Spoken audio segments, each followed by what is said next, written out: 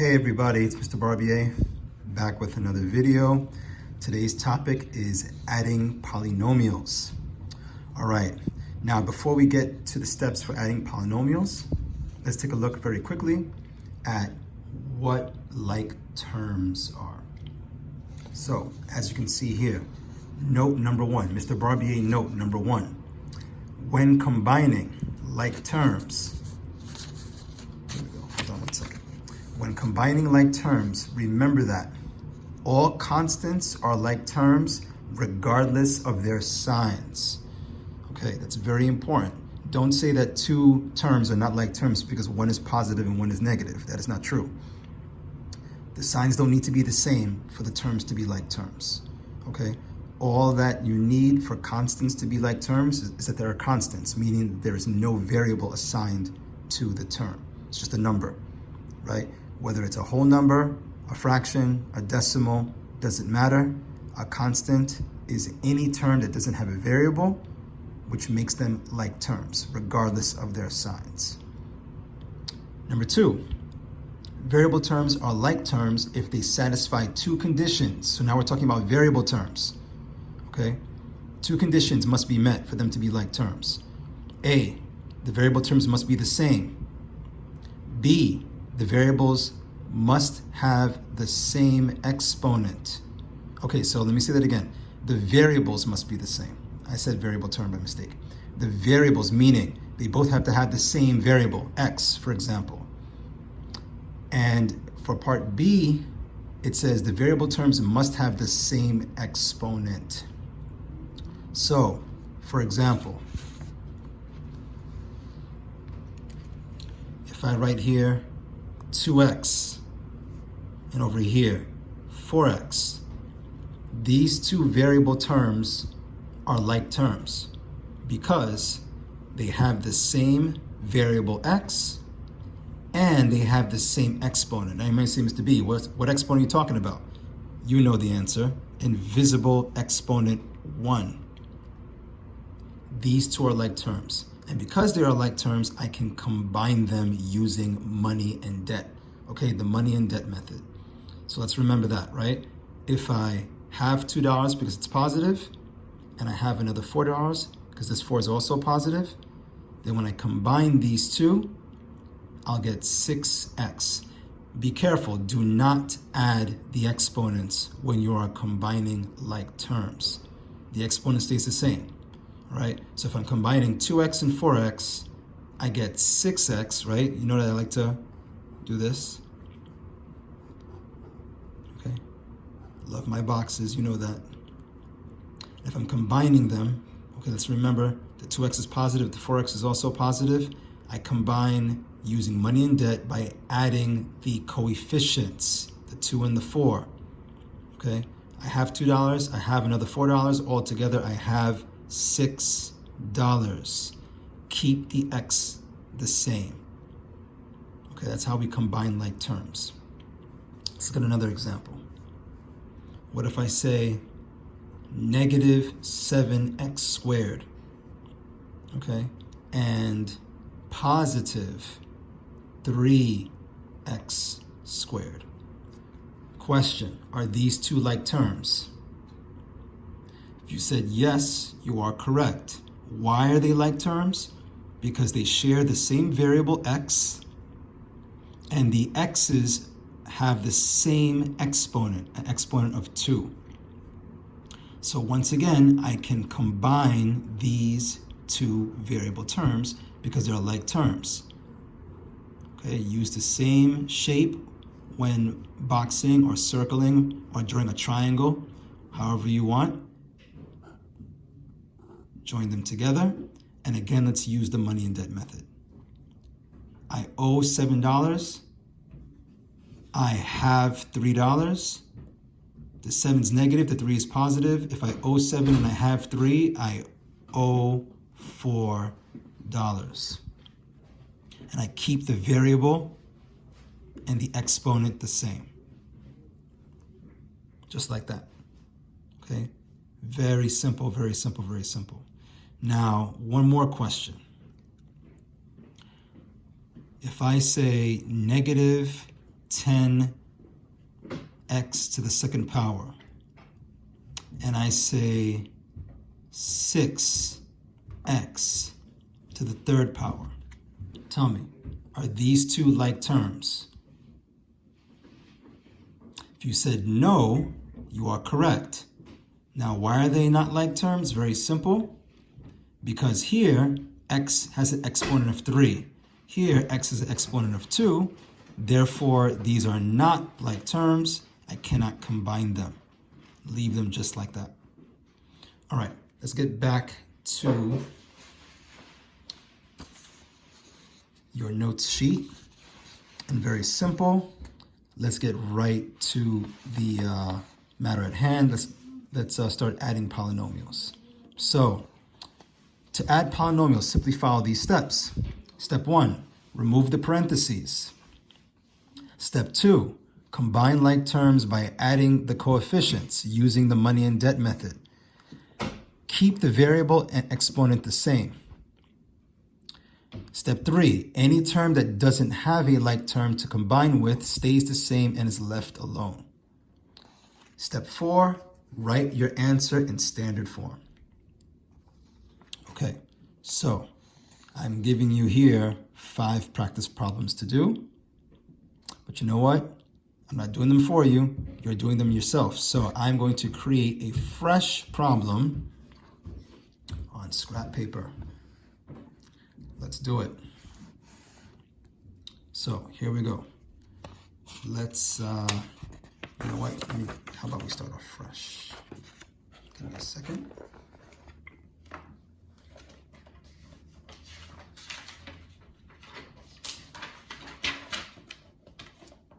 Okay, here we go. So imagine I have a problem like this. Here it is, number 1. Imagine I have 5x squared minus 7x plus 3 plus negative 9x squared plus 4x minus 5. Okay, how do we solve this? Or how do we simplify it? Very simple. I follow my steps. Step 1, if I'm adding polynomials, I can drop the parentheses right away. Now you might say to me, wait a minute, Mr. Barbier, you taught us that the only way to eliminate parentheses is to do the distributive property. That's true, except in this case, I have nothing outside the parentheses to distribute. I have nothing here, I have nothing here. Also, one more very important thing. You might say, well, Mr. Barbie, wait a minute, there's an invisible 1, right? Isn't there a visible 1 standing outside the parentheses there and there? You'd be correct, except if I distributed that invisible positive 1, it does not change anything because positive 1 times any term will leave the term exactly the same. So that being the case, I am just going to rewrite with no parentheses at all. Now, stop here. You might say, wait, hold on. Mr. B, if I write the plus and the minus, I'm confused. What am I doing? Plus sign, negative sign touching each other. Whenever you have a plus sign, negative sign touching each other, the negative always takes over the positive.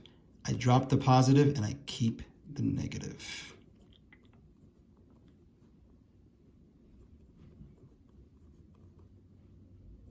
Okay, there we have it. Now, let's look at this and say to ourselves, where do I see like terms? Starting with the highest degree, okay? Meaning the term with the highest exponent.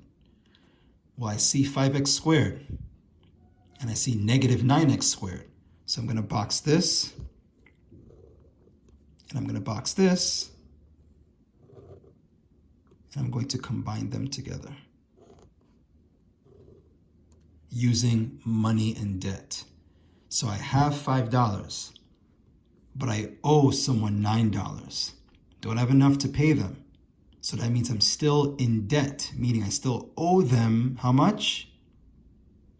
If you said -4, you are correct. Now, be careful. You see the variable and the exponent? I keep that exactly the same. Do not do anything to the exponents when you are adding polynomials. Do I see two more like terms?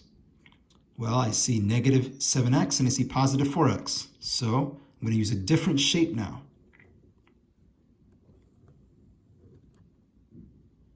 Okay? Use money in debt. I owe someone $7, but I have $4. If I give them the $4 that I have, I still what?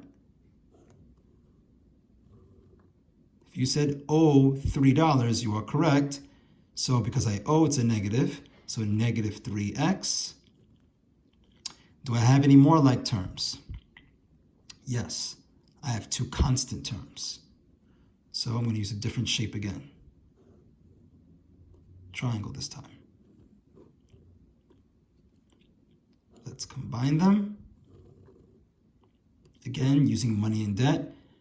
I have $3 because it's positive. I owe 5 because it's negative. I don't have enough money to pay my debt, so therefore I'm still in debt. How much? If you said -2, you are correct. And this is my answer. So just box that. Okay, my answer is a trinomial, -4x squared minus 3x minus 2.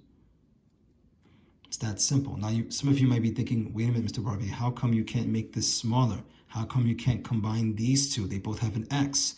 Let's remember, they're not like terms. Okay, so -4x squared has an exponent of 2. -3x has an invisible exponent of 1. For them to be combined, they have to share the same variable and the same exponent, and they do not. So this is my final answer. Okay? You should have no problem now with the rest of these because you do them the exact same way. All right? We could look at one more problem if you'd like. I'll create one more. Let's do this. Imagine I say,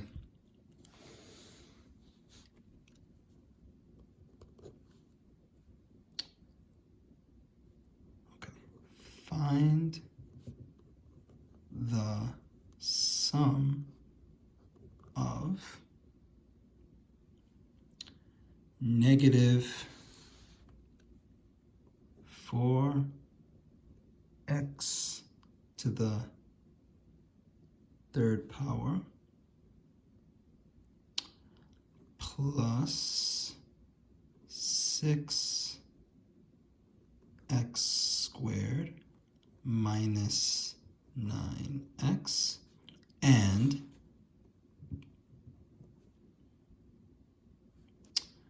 let's say -6x squared plus 10x.